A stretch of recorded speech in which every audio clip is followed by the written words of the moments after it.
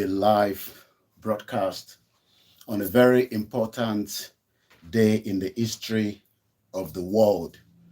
My name is OLAYOMI KOIKI, popularly known as Koikimedia, bringing the world closer to your doorsteps. It is the 6th day of the month of June 2024. And this morning, for the next 1 hour or thereabout, we will be having some special discussion. Bear with me as I come back in just about a few minutes.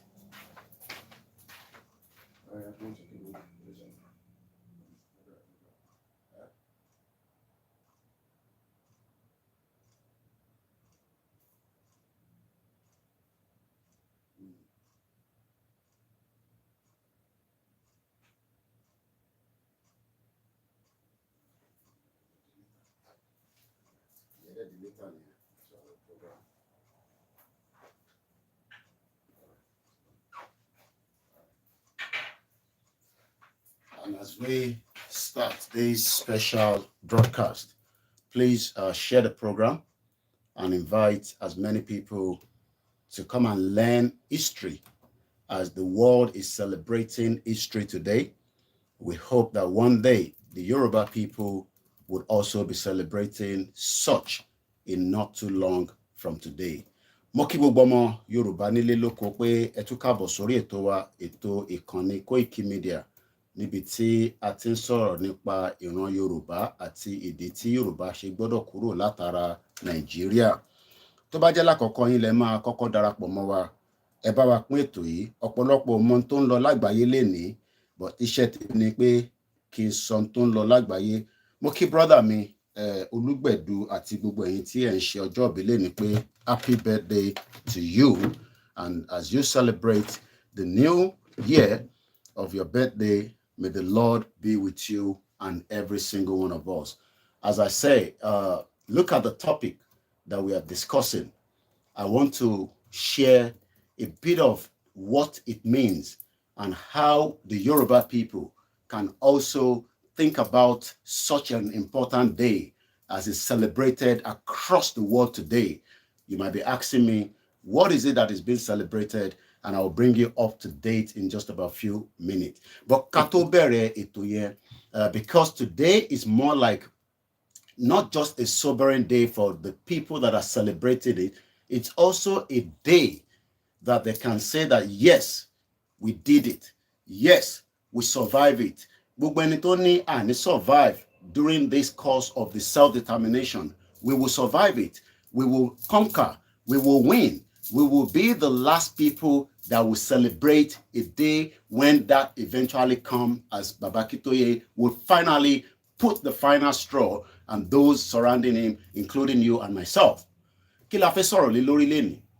It is known as the Normandy Day or Normandy landing.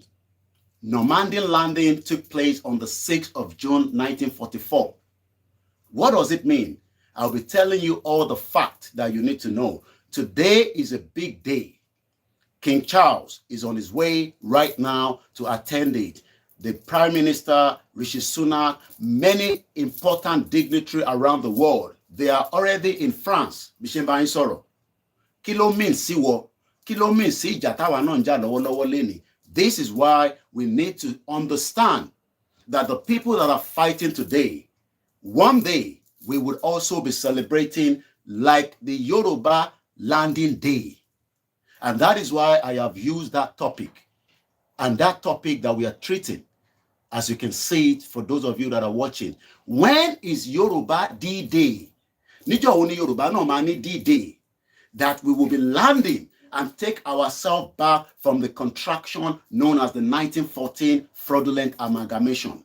But ẹ jẹ́ ká kọ́kọ́ lọ gbọ́ Olóyè Ìgbòho from what he said, the reason why he came out to support the Yoruba nation when many people thought that it was not worth it to fight. But people that have fought during the 1944, June 6, they are being celebrated today as women that have become very old, men that have become very old, even those that have died. They are all being remembered in what is known as the Normandy Day. known as the D-Day. Ìjọ kan máa wáyé tí the D-Day of the Yoruba will also happen in our own lifetime. Ẹ bá mi ṣàmì, mo kí gbogbo alẹ́ nǹkan sí. Let's listen to Oloye to start with. Wọ́n ní mi sí ìjọba, mò ń lọ ń dá sí nǹkan tí ó kàn mí, ṣùgbọ́n tó kàn mí mo dá sí torí pé ọmọ Yorùbá ni mí. Bí ìjọba bá wà tí ò sí ẹ̀tọ́ tó yẹ kó ṣe fún aráàlú tí wọ́n dìbò fún tó jẹ́ ìjọba lé lórí. Tí ìjọba bá wà tí ààbò bá sí fún aráàlú tó lóò ṣe ìjọba lé lórí, aráàlú dìde fúnra ẹ̀.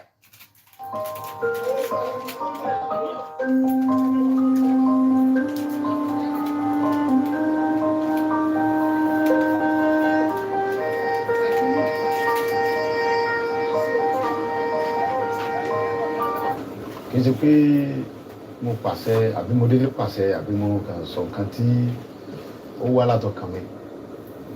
Nǹkan tó fa ọ̀rọ̀ yìí ni pé ẹ̀yin náà wò láti bí ijọ́ mélòó kan sí bí ọ̀sẹ̀ bíi méjì sí nípa ọ̀rọ̀ àwọn Fúlàní tó wà ní gbogbo Ìbàràpá. Ẹ wo dókítà wa Dr. Fatai, PhD doctor ọmọ Yorùbá tó kàwé tó gboyè ó wá lọ sílùú ìbò ní àìníye ọdún kó lọ ṣiṣẹ́. Ó wá dé okòwò dé ó wá lọ lu bàbá ẹ̀ ní gangan. Ó dá oko àgbàdo, ẹ̀gẹ́, iṣu, oríṣiríṣi nǹkan, soya beans. Ó dẹ̀ gba ọmọ wa ní gangan bẹ́ẹ̀ náà síbẹ̀ rẹpẹtẹ tó ń bá ṣiṣẹ́. Fúlàní wá jẹ oko ẹ̀. Ó wá gbéra láti lọ bá àwọn Fúlàní yìí sọ̀rọ̀, láti lọ bá Sẹ́ríkì Fúlàní pé ẹ wá wo ohun tí àwọn ọmọ yìí ṣe lórí oko mi, kò yẹ kó rí báyìí lórí ilẹ̀ bàbá mi. Wọ́n dẹ̀ dé lókun bẹ́ẹ̀ náà, wọ́n dẹ̀ sàpà. Àìmọye èèyàn bẹ́ẹ̀ tá a lè mórúkọ wọn làwọn Fúlàní yìí bẹ́ lórí tó pa wọ́n. Wọ́n jí àwọn kan gbé, ẹni tó bá gbowó tó kéré lọ́wọ́ rẹ̀ wọ́n gba 7 million, wọ́n gba 10 million, wọ́n gba 11 million lórí ilẹ̀ bàbá wa. Ọ̀rọ̀ yìí dùn mí, ó bà mí lọ́kàn jẹ́ gan. Tá a bá torí pé tó Ọlọ́run gbà bá wa, àwa ará àwọn ọmọ tí tẹ̀lé wa tó ń ṣààbò fún wa, àwọn tí ọ̀lẹ́ni tí ó tẹ̀lé wọn ń kọ́. Ìdí nìyí tó mú mi lọ síbẹ̀ yìí. Ìgbà tí mo dẹ̀ débẹ̀, ohun tí mo lọ fún ni pé láti lọ bá pé ṣé nǹkan tí ń ṣẹlẹ̀ yìí lórí ilẹ̀ wa sọ da, ẹ ti ń gbé pẹ̀lú wa, a lè fàyè gba yín, a bá yín jà, a ṣe nǹkan jàmbá fún yín. Ọ̀rọ̀ ni mò ń bá Sẹ́ríkì sọ̀rọ̀ làwọn ọmọ rẹ̀ yí ọ̀pọ̀ sí mi. Mo gba ìbọn yẹn lọ́wọ́ ìkan yọ àáké àgbà, ìkejì tún yọ ìbọn mi. Ìyẹn ti ẹ̀yìn ẹni bá wọnú fídíò yẹn tó ra fídíò wọn, ó yin ìbọn yẹn sí mi kí n tó lóbọ̀ yẹn mọ́ lọ́wọ́. Ẹ bá gbọ́ fídíò pé ìbọn bẹ̀rẹ̀ sí dáhùn bẹ́ẹ̀, wọ́n yin ìbọn sí mi ń bẹ̀ kí n tó bájà wá ẹ̀yin pípò yìí, tí n bá bájà wá ẹ̀ ní dúró. Tẹ́ ẹ bá ti wá lè wá àtúnṣe sí ọ̀rọ̀ jíjígbé àti pípa àwọn ẹ̀gbọ́n wa àtàwọn àǹtí wa, àwọn bọ̀dá wa àtàwọn ìyá mi àtàwọn bàbá mi tẹ́lẹ̀ wọn lò kó mọ́ yé o. Ó fẹ́ tàkẹ́ forí lẹ̀ bàbá wa lẹ̀. Ọ̀rọ̀ náà ń fà yìí sọ̀rọ̀ ẹ̀sìn kí sọ̀rọ̀ ọjà. Àwọn kan gbé wọ́n fẹ́ pa àwọn mùsùlùmí, kílọ̀kàn mi kan mùsùlùmí, kílọ̀kàn mi kan kírísítẹ̀, kílọ̀kàn mi kan. Gbogbo táwọn ń fà yìí èmi ò nídìí kẹta, àlàáfíà Yorùbá ni mò ń wá, mi ń fẹ́ nǹkan kan bẹ́ẹ̀. Wọ́n dúnkokò tọ́pọ̀ jù. Wọ́n dúnkokò ntọ́lọ́hún táwọn tí ń dúnkokò náà mọ̀ pé àwọn dúnkokò mọ́ mi. Ṣùgbọ́n ohun tí èyí jẹ́ kí ẹ̀rù bà mí ni pé ó ń bẹ nínú Bíbélì pé tí ẹ bá ń jà fún ẹ̀tọ́ ẹ̀ lórí nǹkan bàbá rẹ̀ tó bá kú síbẹ̀ kò sí nǹkan kan, torí pé wọ́n mọ̀ pé gbogbo nǹkan tó ń ṣe yẹn fúngbà díẹ̀ ni. Wọ́n dúnkokò láti bí ìjẹ́ ẹni tọ́rọ̀ ti ṣẹlẹ̀ sí ni wọ́n ti ń pè mí, àwọn fẹ́ wá wọ́n máa arrest mi, wọ́n ti ń send message oríṣiríṣi pé wọ́n fẹ́ wá gbé mi nílé. Ẹ̀rù kankan sì bà mí. Gbogbo àwọn ọba tó wà bẹ̀ pátápátá inú wọn dùn, wọ́n sì fọwọ́ sí pé ìyà tí ń jẹ àwọn yìí ti tó, àwọn òfin fúlàní lórí ilẹ̀ bàbá wọn mọ́, pépà ti tó, àwọn tí wọ́n ń pa iná làwọn jọba lé lórí. Tí fídíò sì wà, àwọn ọba gan ni wọ́n ń pè mí pé ìyà tí ń jẹ àwọn yìí ti tó, àwọn tí wọ́n ń pa àwọn ọmọ àwọn tó ń pa yìí lọ́jọ́ ọ̀la àwọn náà làwọn sì jọba lé lórí. Ó ti tó bẹ́ẹ̀, kò sí àgbààgbà Yorùbá tí inú rẹ̀ ò dùn sí pé kò sínú àgbà ẹ̀rù ń bà wọ́n náà ni, ẹ̀rù ń bà wọ́n bàbá wa ni. Inú tí wọ́n ní òdùn bí wọ́n ṣe ń pa wá bí Fúlàní ṣe ń jí wa gbé tó ń gbowó lálọ́lọ́ wa ní wọn òdùn, ṣùgbọ́n ẹ̀rù ń bà wọ́n kọ́ bá wọn yọ wọ́n nípò bí tí wọ́n wà. Sẹ́wọ̀n yìí pé nígbà tí wọ́n ń jí àwọn aráàlú gàngàn gbé tí wọ́n ń pa wọ́n, tẹ́lẹ̀ kankan sọ̀rọ̀ ń bọ̀ ya wọ́n lọ jí ọmọ ọba gẹ́gẹ́gẹ́ gbé ọmọ ọba tí ń bẹ lórí gẹ́gẹ́ lọ́wọ́lọ́wọ́ wọ́n jí ọmọ bàbá gẹ́gẹ́ gbé fúnra ẹ̀ tó fún kó díẹ̀ bí wọ́n sì gba 4 million lọ́wọ́ bàbá kan tó gbọ́ ọmọ bàbá fún bàbá àwọn Fúlàní torí pé ń bọ̀ ọba ya ayé ti gba àwọn Fúlàní ìdòdò pé wọ́n wá gbé ọba fún ẹ̀ nú ààfin wọ́n ní kọ́ lọ kí gbogbo aráàlú lọ dáwọ́ jọ àwa Yorùbá sì sùn a sì dákẹ́ a sì sọ̀rọ̀ àwọn bàbá wa dẹ̀ dákẹ́. And that is how we kickstart. I can tell you right now, looking at the update at about coming up to 3 minutes past, the United States President Joe Biden has arrived in the Normandy ahead of the D-Day commemoration. His picture with the getting off of the Air Force along the First Lady Joe Biden at the Cannes Caprico Airport in France a time ago. The president will be attending the commemoration ceremony throughout the day. What is the meaning of D-Day? Ǹjọ́ gbọ́rí? Ǹjọ́ gbọ́ bí kan tó ń sọ pé D-Day, the 6th of June 1944. This is the reason why you stick to Koikimedia, because this is the platform that carries you along when it comes to international activities and why we can link that with Yoruba Nation.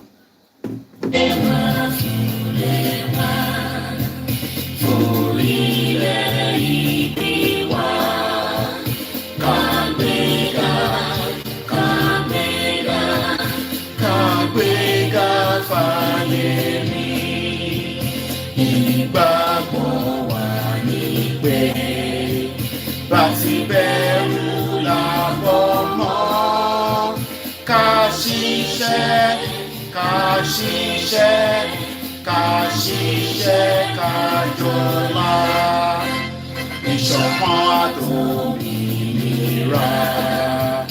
ní kẹ̀kẹ́ ká máa lépa ìtẹ̀síwájú fọ̀pọ̀ ire àtòhun tó dára ọmọ Oòduà dìde bọ́ sípò ẹ̀tọ́ rẹ ìwọ ni ìmọ́lẹ̀ ògo adúláwọ̀ àwa ni ìmọ́lẹ̀ ògo adúláwọ̀.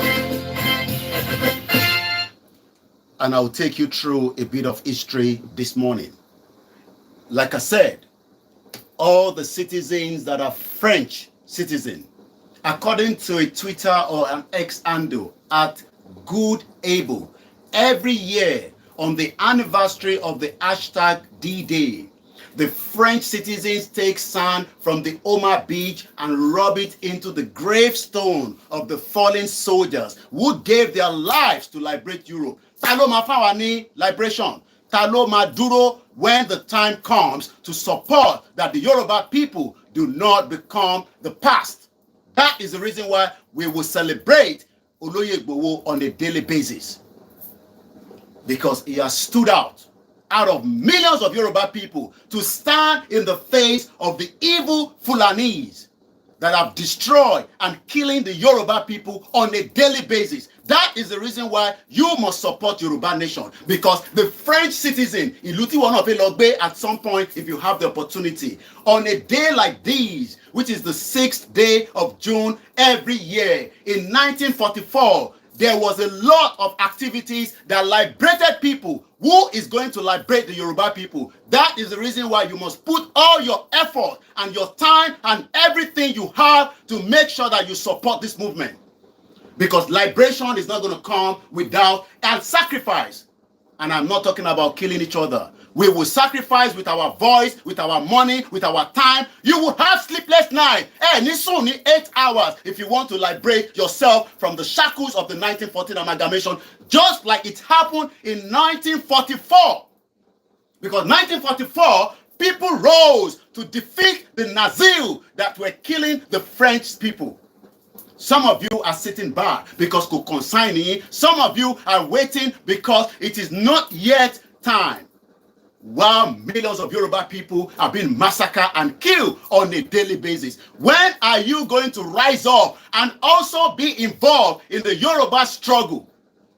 Don't sit back. It is everybody's responsibility, Just like the French people continue to say thank you to the heroes and the heroines that made them to be liberated today. Liberation is not going to come without sacrifice. France. That is why you need a Shanghai visa to travel through French country. Because àwọn kan ló liberate wọn, àwọn kan ló sacrifice ayé wọn kí ìwọ náà fẹ́ fi lọ gbé níbẹ̀. So when we talk about liberation and the self-determination, some of you always think that it is a joke. Today is a big day. Intole mú Joe Biden to leave America and travel all the way to France. It is an important day. It is called the D-Day. Níjọ́ wo ni Yorùbá náà máa ní D-Day and land so that we can be free from the shackles of the West. That is the message this morning. Don't sit back. Owó ló ní, get involved. Knowledge ló ní. Don't wait until we are all eliminated by the agenda of the Fulanis that is there. Gbogbo wa la mọ̀ pé agenda yẹn wà. But we live in denial because we are waiting for somebody or something to happen. We will all have to be involved, just like those that are getting involved supported it in 1944, June precisely. Let's first go through the history, because ẹni tó mọ ìtàn ó gbọ́dọ̀ bá àrọ́bá. Many Yoruba people want me to throw away the history of where we started from. And maybe I should remind you again this. Ẹ ń sọ pé kò ní wá sí ìmúṣẹ. Yoruba people will be free. Ẹ jẹ́ ká tún gbọ́ pastor ilé nǹkan sí. So that, because it is still a negotiation, as Baba Kitoye said, it is still dialogue. Dialogue now. Kó tó di pé ó máa late. Dialogue now. Ẹ jẹ́ ká gbọ́n tí pastor yìí sọ. Ẹ má dialogue. Dialogue now. No, don't let them dialogue. Ẹ jẹ́ kó má dialogue. It might be too late for dialogue. Àwọn tẹ́ fẹ́ dialogue wọ́n lè náwọn gbọ́n mọ́. Ẹ gbọ́n tí pastor yìí sọ.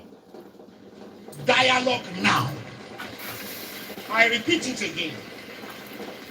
I'm not an evil man, but I'm telling you what I'm shown in the spirit. What? I'm saying great people, important people in this nation coming together and saying, now, okay, we want to sit on the table, let us talk. But the people you want to talk with are saying it's too late. Please, dialogue now. The days ahead are evil. Dialogue now. This is not the cry of a baby. It's a cry of an adult. I repeat it again. Dialogue now. The Bible says, blessed are the peacemaker, for they shall be called the children of God. Please, every authority, there come a time when a revolution is about to take place. The power of God, bombs and bullets cannot hold an ideology. Please, dialogue now. This is not the time of, I have bullets, I have gun, I have bomb. This has nothing to do with bullet and bomb. If you know what I'm seeing in the realm of the spirit, everyone in federal authority should take the Biafra agitation serious. If you are once a founding father of this nation, sit down around the table and listen to your children. Dialogue now.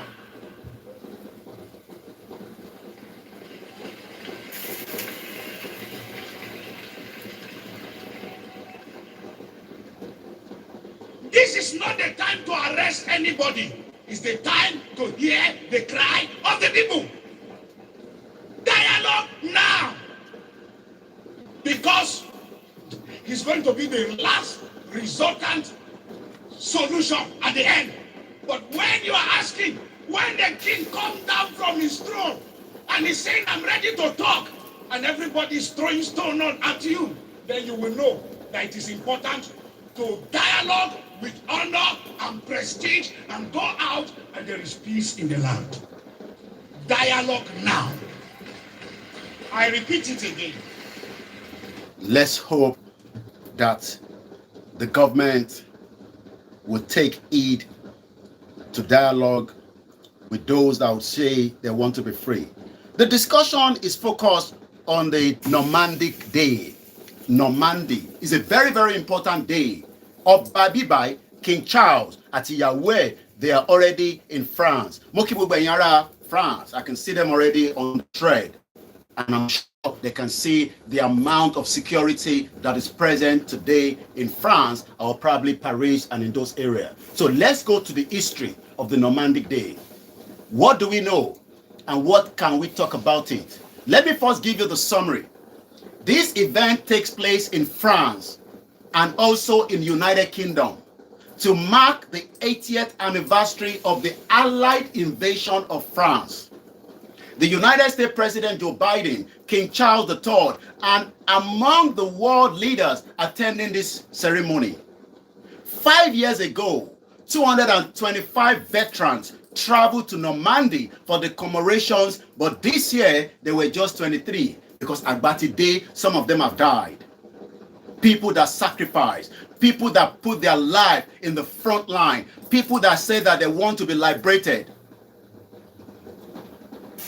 Commemoration also taking place at the National Memorial at the Arboretum in the Staffordshire for the United Kingdom veterans unable to travel to return to France. All this is happening. I can see already the Labour leader, Sir Keir Starmer, has arrived at the British Normandy Memorial near the village of Var-sur-Mer in France. It was also pictured alongside the Defense Secretary, Grand Charles. This is not the day for politics. They put politics aside and they unite. This is what we are having problem with. Let us unite so that we can push and get ourselves out of Nigeria. But some of you are still throwing all kind of patrons all over the place. The Western leaders are already gathering in the Normandy to mark the 80th anniversary of what is called the D-Day landing, which began the liberation of the France in the World War II. Ogun World War II was supported by many people to free people that are now enjoying liberation that me and you want to run to their country. We will now want to go to their country after people fought to liberate themselves. Let us liberate ourselves today. Some are saying, no, I don't want to be liberated, Yomi Koiki. Stop wasting your time. No, let me waste my time and my energy. Because one day, you will all save my own face in the future and the generation. And I will be present in a Yoruba country. I don't know about you that disagree with me. Because our man know Yoruba, our man need passport Yoruba, our man padà wá build the economy ilẹ̀ Yoruba, just like Baba Akintoye told us.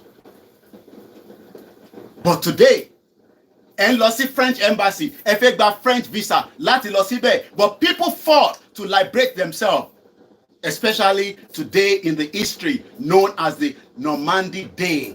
D-Day. Níjọ́ wo ni D-Day náà máa dé fún ilẹ̀ Yorùbá? Tí gbogbo wa máa sọ papọ̀, tá máa sọ pé enough is enough. Like Baba Akintoye said that we must push that crisis. That crisis would then allow the international community to get involved. Without that crisis, you are not going anywhere. But for now, we will continue to liberate ourselves with well-informed awareness like this platform of ours, where we will bring you up to date with exactly what is happening that links with the reason why we need to liberate ourselves. Táwọn bá lè liberate ara wọn ní 1944, we can also do the same thing in 2024. Tinubu will not liberate you. Don't expect liberation from Tinubu. It is going to be a push that we need to give Tinubu so that we can be liberated. Don't expect PDP to liberate you. It is going to be a push. Don't expect any of your governor because our kings have now rose up to liberate us.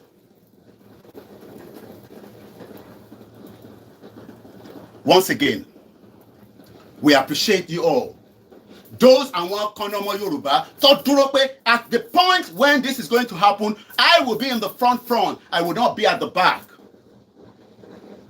This is not the time for joking. Ere Yoruba nation it is very, very important because it is going to liberate us for the rest of the generation to come. Just like 80 years ago, people were being liberated in 1944. June 6 precisely. When are we going to liberate ourselves? That involves me and you, not just myself. Olóyè nìkan ò lè ṣe, Baba Akintoye nìkan ò lè ṣe. Gbogbo wa gbọ́dọ̀ come together in one formidable force and push those that do not want us to get our freedom and our liberation. Liberation ò lè rà ní Tesco, ò lè rà ní Asda. You cannot buy it in Mushi Market. You cannot buy it in Ojo Elegba. It has to be something that we will demand and we will take it. But some of you said no. So let me take you to the history of the D-Day. What do we know? Let me first give you some of the 10 facts. Mẹ́wàá things you need to know irú ọjọ́ ìní so that when táwọn kan bá argue pé Yorùbá nation wọn ló ń jà fún máa sọ fún wọn pé bó ṣe ń jà fún Yorùbá nation bẹ́ẹ̀ náà ni wọ́n ṣe ń jà fún ìjọ kan tó ń pè ní D-Day tó bá tẹ̀lé pronounce Normandy máa rántí D-Day pé Koiki sọ pé D-Day àwọn kan jà ní 1944 láti liberate àwọn èèyàn wọn.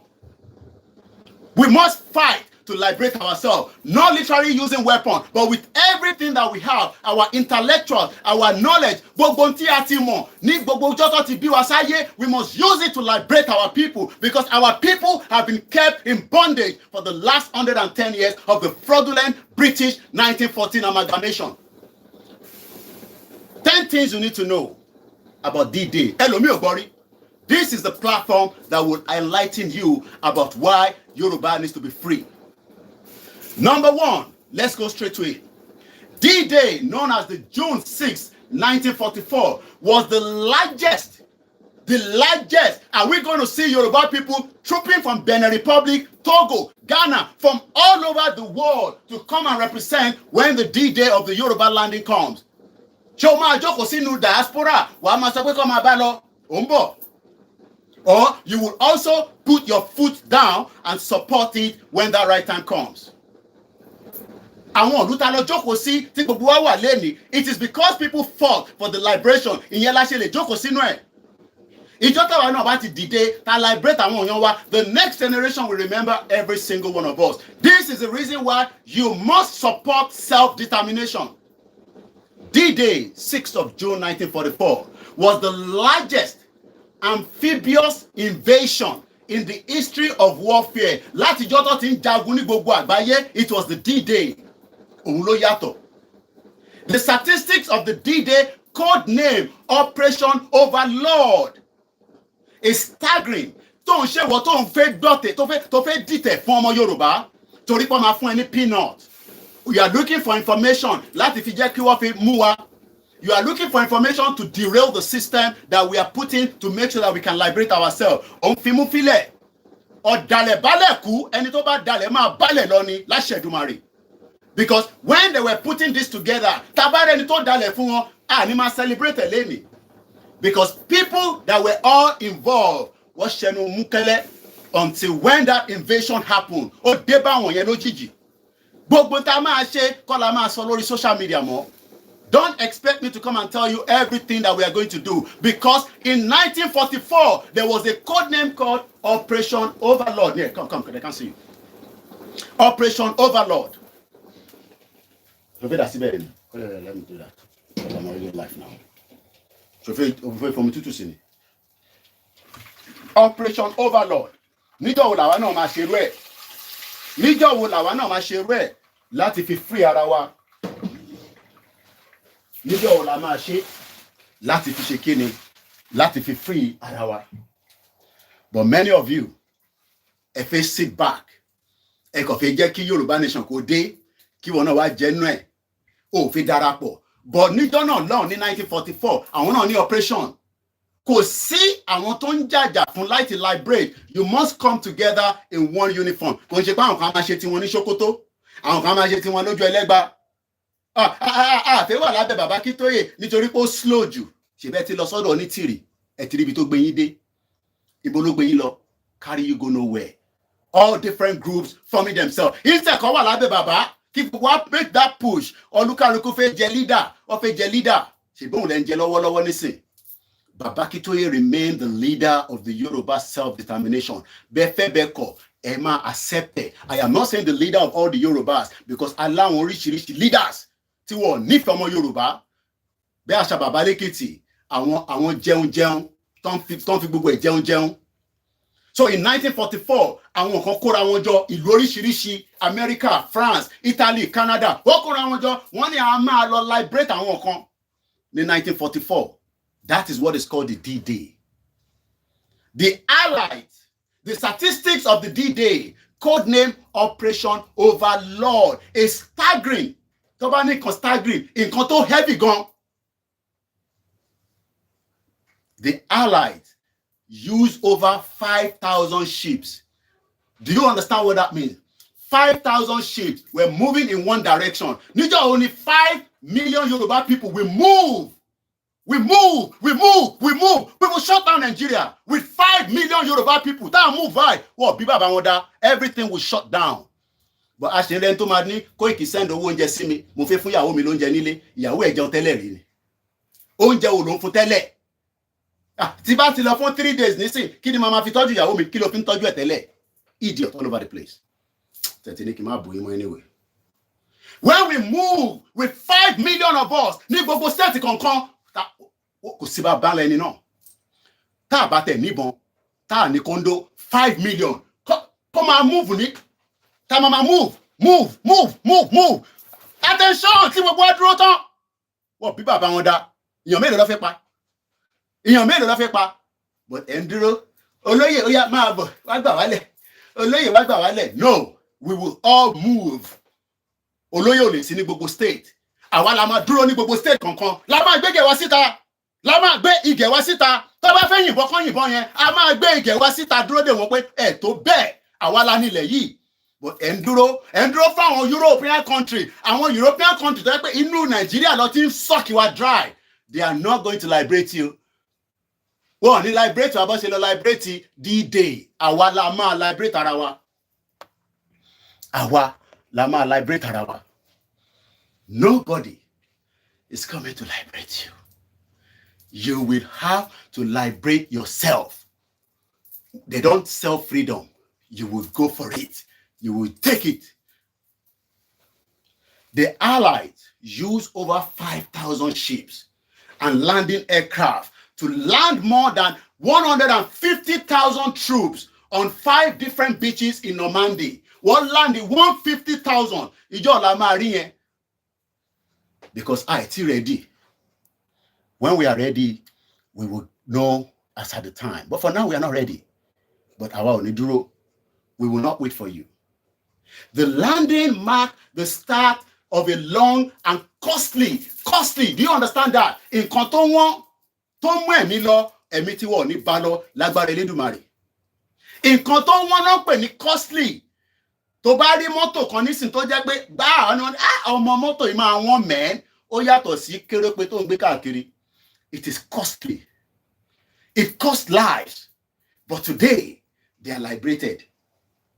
That is what we are asking for. Tó dìjà láàrin gbogbo wa. Tó náà wà kàn fi gbógun wa. But Buhari pa 29,000 people. Ìyẹn ò tí ṣogun. Mo kí gbogbo wa lẹ́ẹ̀kan sí. Kò ní ju 1 hour lọ. This program ends in almost 34 minutes from now.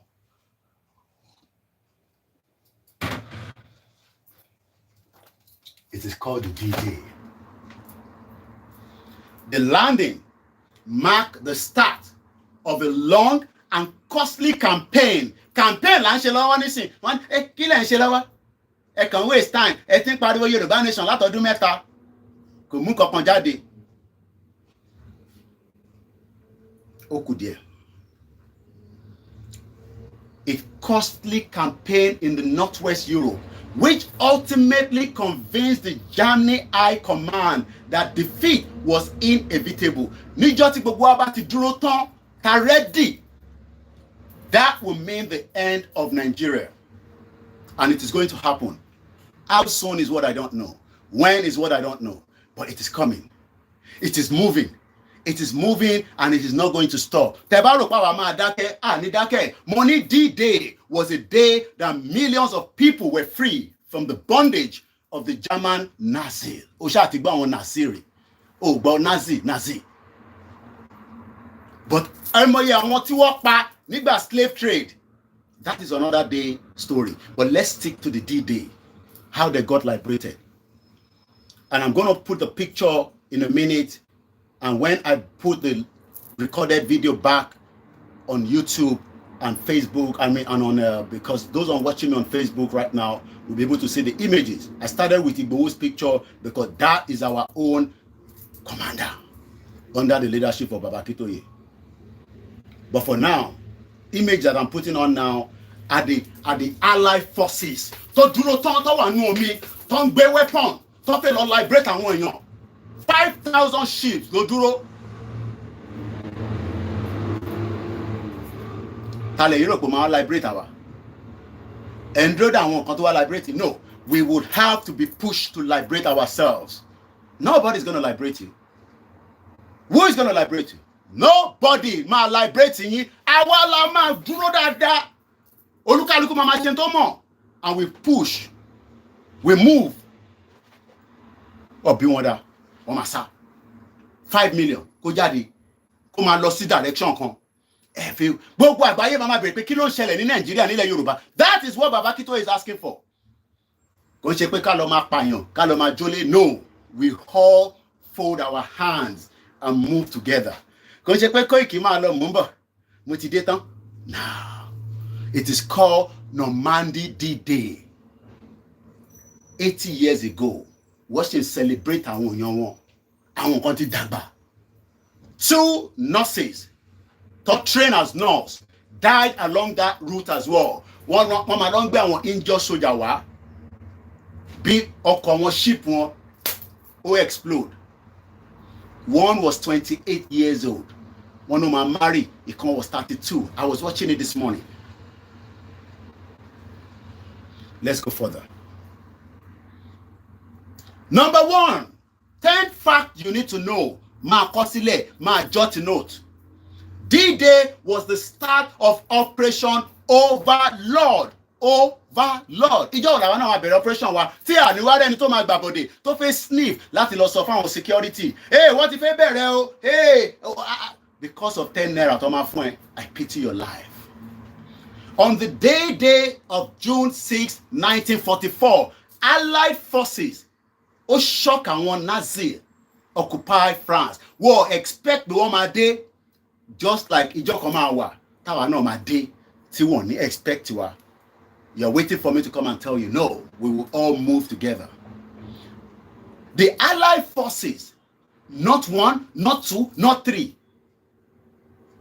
launch a combined naval, air, and land. Our team government, so we might not have everything. That is why we would have to be the one to make the push so that àwọn kan lè wá support, gbogbo ìlú lè má support, but some countries will have sympathy for the Yoruba people. I don't know which of the country yet, but some will know that truly these people needs to be free.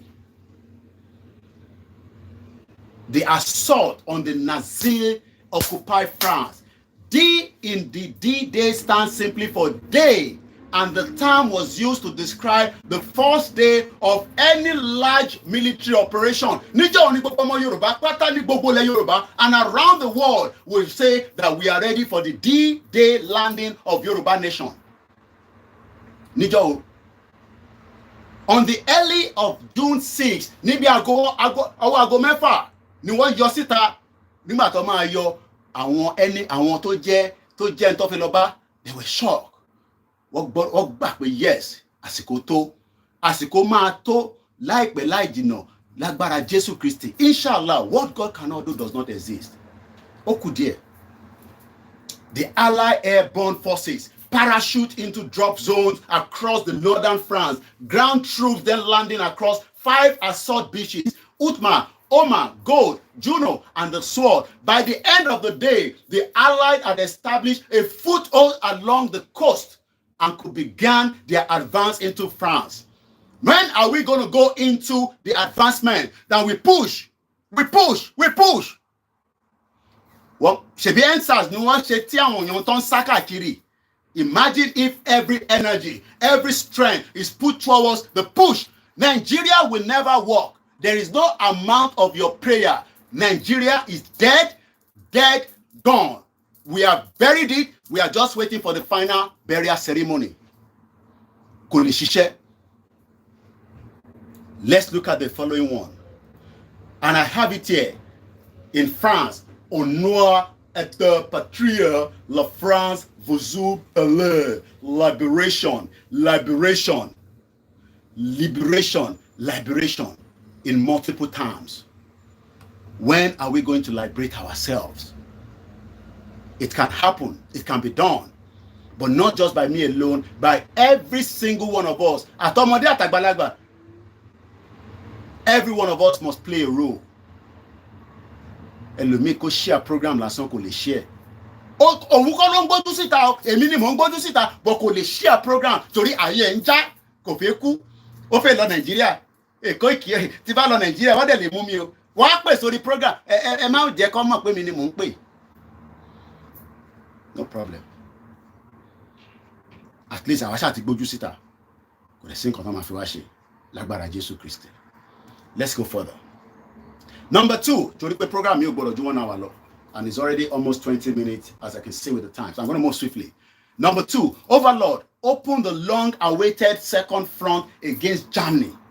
The defeat of Germany was acknowledged as the Western Allied Principal War aimed as early as December 1941. Open a second front would revive pressure on the Soviet Union in the East, and the liberation of the France will weaken Germany's overall position in the Western Europe.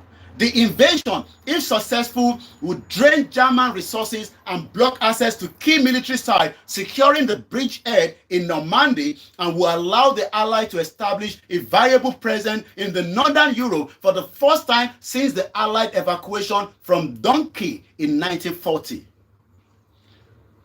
Number 3, D-Day required detailed planning. Hey, Koikimedia Yoruba Nation, why now? Declare no. It needs planning. It needs detailed planning. When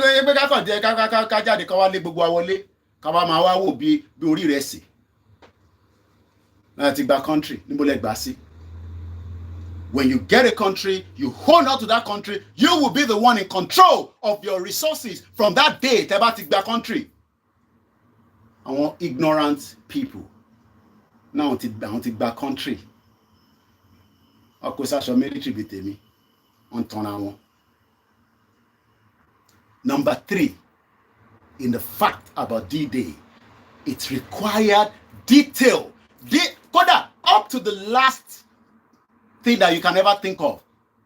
Up to the seconds. Ṣé tá bá move ní primary by? Ṣé tá bá rìn by? Ṣé tá bá lọ by?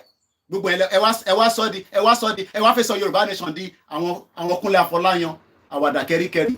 Kí máa wá kí máa sọ pé ibi tá ń lọ lẹ́sẹ̀ ní tí bá tẹ̀ mọ̀ ṣẹ́nu tèmi lẹ́ẹ̀kan ti sọ síta. Nígbà tó ń ṣe D-Day ní 1944, wọ́n sọ pé detailed planning. It required detailed planning. Sometimes planning mi à máa lọ tó lè take some time.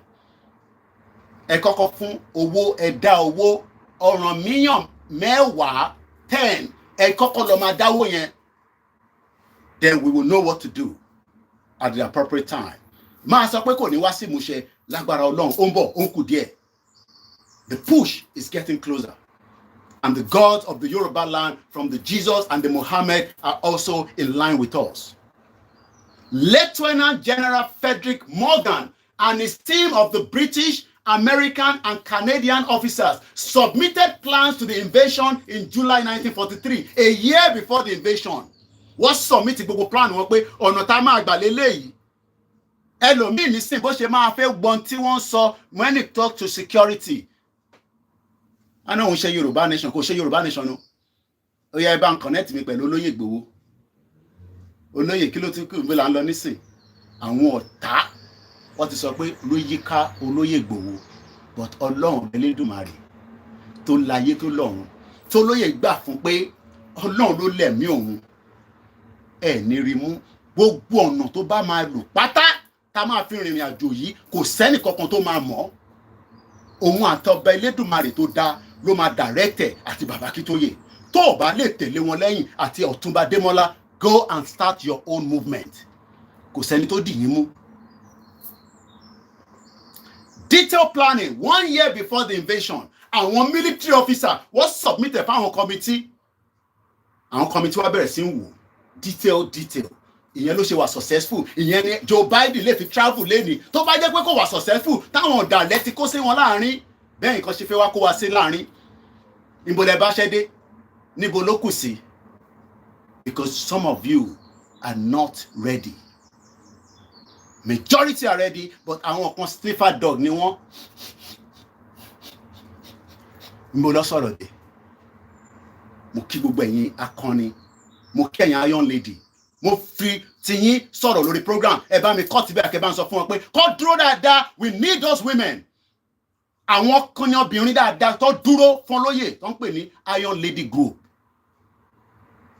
Iṣẹ́ ń bọ̀ tí gbogbo àjọ máa ṣe. Ó kù díẹ̀ nìbọn ró. Ẹlẹ́dàá dọ̀yọ̀ ariwo àlọ́ àpọ̀. Lórí àrí Yorùbá ìdọ̀sán yìí, no retreat, no surrender. A máa délẹ̀ lérí lágbára Jésù Kristi. Let's move swiftly because of the time. Program yóò gbọ́dọ̀ ju 1 hour lọ. Although limited planning for the invasion of Europe began sooner after the evacuation of Dunkirk in 1940, but the detailed operation for Operation Overlord did not begin until after the Tehran Conference in 1943. A command team led by American General Dwight D. S. Hoover was formed in December 1943 to plan the Navy and the air and the landing operation. Deception campaign. Deception campaign. Gbogbo nǹkan ló wà involved. Tẹ́ bá ń jàjàgbara. Everything is involved. Tẹ́ bá ń jàjàgbara. Ẹgbọ́n nǹkan tó sọ níbẹ̀. Deception campaigns were developed to draw the German attention.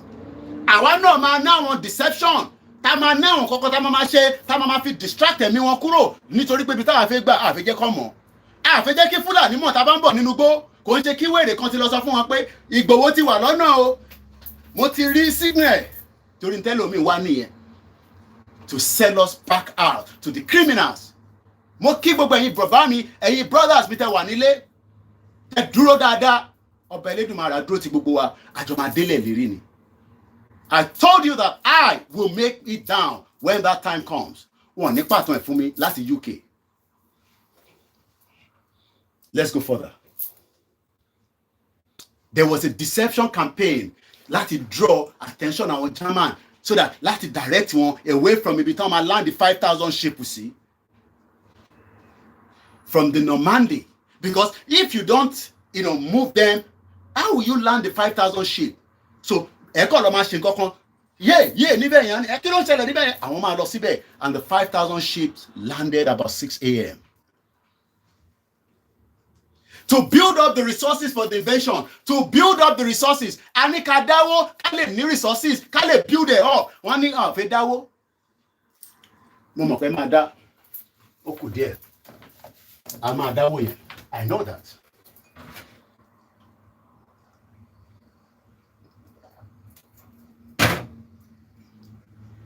To build up resources for the invasion. Jáde. To build up the resources for the invasion. British factories increased production, and in the first half of the 1944, approximately 9 million tons of supplies and equipment crossed the Atlantic from the North America to Britain. 9 million of equipment and supply. Ṣé a lè bẹ̀rẹ̀ pé ká tún rebuff pé ká tún máa ṣe flyer in 10 million? Koiki náà ó ti fẹ́ kówó jẹ ó tútù bẹ̀rẹ̀ ẹ lọ wo Koiki o ó tútù ń fẹ́ gba owó o. Ìbí kan tẹ́ fẹ́ sọ nìyẹn. That is why some of you don't want to support anymore. Ó ti kówó jẹ gbogbo owó Yorùbá nation ló wà lọ́wọ́ ẹ o. But ní 1944 wọ́n build the resources àwọn factory ń ṣiṣẹ́ lọ rẹpẹtẹ láti fi sọ pé a máa gba France padà lọ́wọ́ àwọn olórí burúkú German níjọ́ náà lọ́hùn. Tábà wí tán nísìn ẹ dáwọ́ ó tútù dé o ìyẹn lọ́ máa rí mú. Àbí bẹ́ẹ̀ kọ́ ó kù díẹ̀ àtolówó àti tálákà gbogbo ala máa jẹ breakfast. To build up the resources for the invasion, British factory, British factory, wọ́n increase production. Nítorí pé wọ́n mọ̀ pé ogun ń bọ̀ níwájú. Àwọn ò jagun, but we are preparing our millions of Yoruba people. By now, ó yẹ ká ní helicopter tó máa drop flyer sí gbogbo ilẹ̀ Yorùbá across tó máa sọ fún wọn bígbà tí 7up ń ṣe advert níjọ́sí ẹran ti fídó dìdò 7up. Ta rò gbowó lọ́njù látòkè. Yorùbá nation ó ń bọ̀. Ẹ máa múra sílẹ̀ ká da flyer sí gbogbo ilẹ̀ káàkiri títí dé Lagos state kọ́ máa wonder pé báwo helicopter yẹn ṣe wọlé tó da gbogbo flyer yìí kò sẹ́ni tó máa rí mú helicopter dẹ̀ padà lọ síbi tá a bá ti ayẹ̀. Ó possible gbogbo kí ni ṣe ṣe bó ṣe ẹnu la máa fi ṣe ẹnu ò ṣe é ṣe Yorùbá nation owó ló fi ń ṣe. We will hire a chopper with full information of leaflet. Á dá sílẹ̀ ẹni tó bá fẹ́ mú kọ́ lọ máa mú nígbà yẹn. But when you don't invest in resources, how do you do all these things? Ká kàn máa wá sórí social media, ká máa pariwo lójoojúmọ́. Millions of Yoruba people are still not prepared. Tó bá ní election dé lọ́la, wọ́n lọ vote and you cannot stop them. They will vote because prepare mind wọn tó. We need to prepare their mind to get them ready. You need anything here? To get them ready and prepare their mind. Multiple things will be going on. We will do many other things that will not come online. But fishing. Well, I feel my dad will find one tea, one my two, and one lórí social media. Did you go by mo sọ fún yín bẹ́ẹ̀ dá 1 million charity sílẹ̀ nílẹ̀ Yorùbá kí àwa diaspora máa dáwó sí ẹ bá mi fún lówó ẹ bá mi kọ́lé fún ẹ bá mi ra mọ́tò fún ó ti síìkì fẹ́ kò lè solve problem tó ń bẹ nílẹ̀ Yorùbá gbogbo ẹnu mo fi sọ government ló máa resolve majority of the problem tẹ́yìn diaspora ń pump owó sí owó tẹ̀ ń pump yẹn èèyàn méjì mẹ́ta péré nìkan ló ń support kò support millions of people wọ́n dẹ̀ níbi tí yàn bá ti ń ṣe náà ló ti máa jẹ àtayébáyé nìyẹn má kọ̀ jàjẹ́ pa ni bẹ́ẹ̀ níbi tí mo ti ń ṣe ni máa ti jẹ no ṣe wàhálà bí àṣà brother mi easy orí Koiki máa ṣe díẹ̀díẹ̀ torí pé tó bá ń sọ̀rọ̀ nígbà míì iṣan ọ̀run á máa jáde so ibi tí bá ti ṣe kọ́ ni máa ti jẹ yẹ̀bẹ́ ibi tí mo ti ṣe ni máa ti jẹ náà bọ̀ má jàjẹ́ pa ni wọ́n sọ ẹ máa dáwó ẹ máa invest pé ẹ ń ṣe charity kan kò lè solve gbogbo problem tó wà ní 191 local government nílẹ̀ Yorùbá lẹ́nu. We need a government that is a Yoruba government that will support and love us. Ẹ lọ wo paper lẹ́ni. Ẹ lọ wo paper lẹ́ni. Àwọn northerners sọ pé àwọn ò fẹ́ kí ló ń pè? Mo ń bọ̀, mo fi get it right. Wọ́n náà wọ́n fẹ́ kí ni mo post láàárọ̀ yìí. They are not ready for it. Wọ́n ṣe bíìlì kan lọ́wọ́ ní Senate nísìnyí. The northern Normandy Fulanis were against it. Cattle grazing. They are against it. You know why? Because ọ̀dọ̀ wa ló ti ń ṣe ayé tí màálù máa wọnú igbó tó ń ṣe igbó tí ó jẹ́ pé farm á máa jẹ gbogbo tọ́gbìn síbẹ̀. Ṣé ayé nìyẹn? Mo fẹ́ mú story ẹ̀ jáde properly mo ń bọ̀. Òun lélẹ̀ northern senators àwọn ọlọ́pọ̀ jù ní Senate. Northern senators àti Macban have rejected the bill restricting elders movement. Why are you moving them? Leave them where they are. Kill them and bring them in the killed one and then we will buy it from you. Well, they want the cow to be moving from point A to B and destroying people's land. Òun lélẹ̀, òun ló wà nínú paper lẹ́nìí, Daily Trust. Northern senators sọ pé àwọn ọba àwọn ọ̀fẹ́ anything called the restricting of their cows àwọn màálù wọn. That is the country you want to stay in. That is the country that many of you are praying to remain in. I don't pray for such. Àwọn ọ̀dẹ̀lọ́pọ̀ ní Senate. Let's focus back on the D-Day because that is the purpose of the program this morning.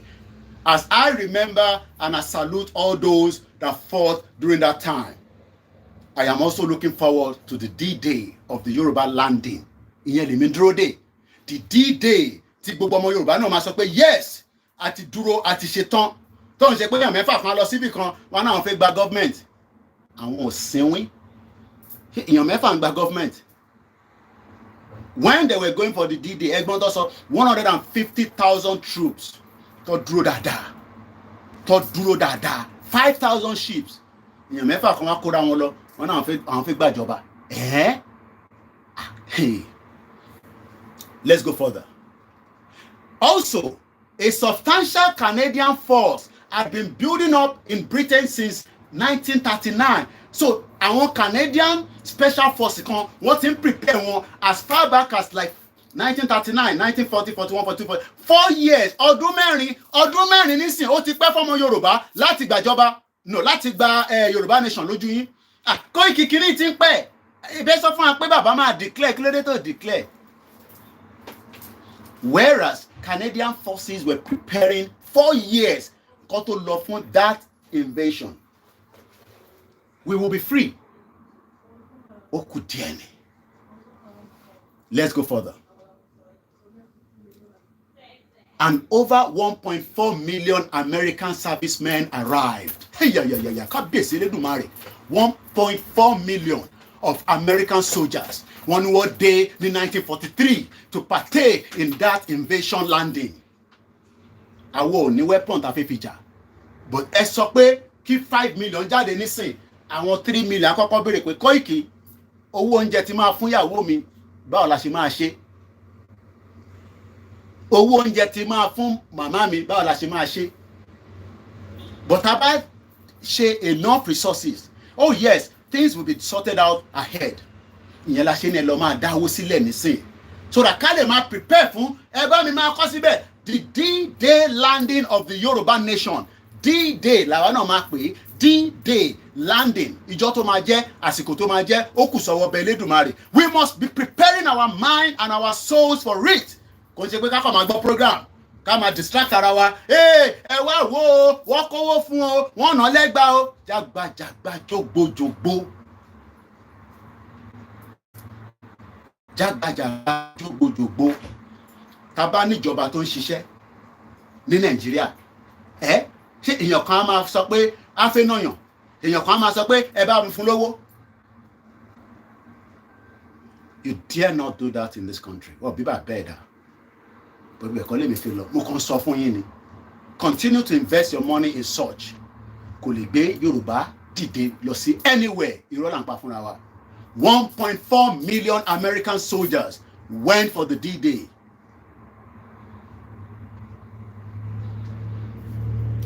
Let's go swiftly because àsìkò ti fẹ́ tó. Number 4, D-Day was an international effort. Kò ń ṣe pé yàn kan.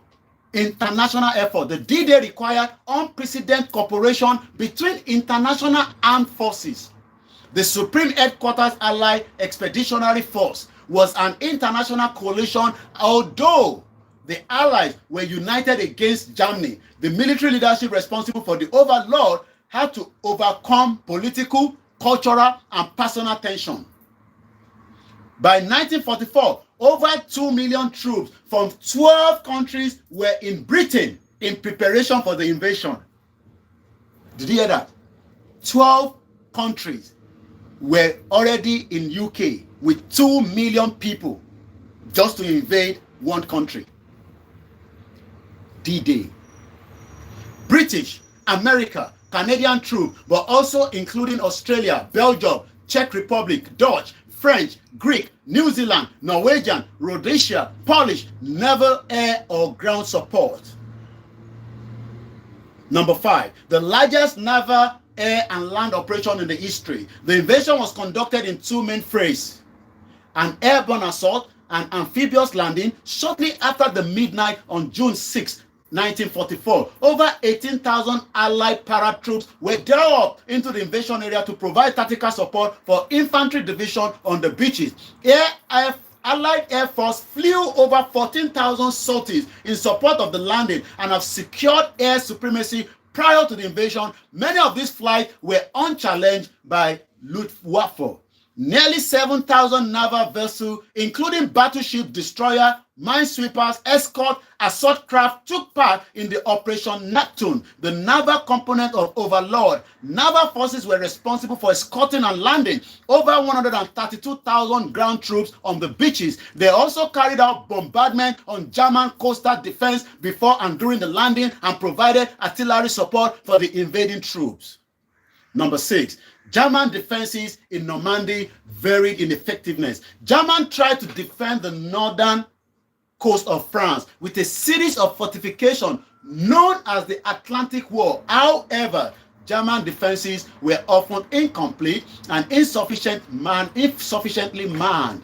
Members of the French resistance and the British Special Operations Executive provided intelligence and helped weaken the defense. We must have people that are ready to make sure that they penetrate into their system and we can make that system to collapse. That is how far I can go this morning. My name is OLAYOMI KOIKI, and I'll be catching up again some other time. Have a very blessed morning. Yoruba Nation D-Day landing will happen in our lifetime. Bye for now.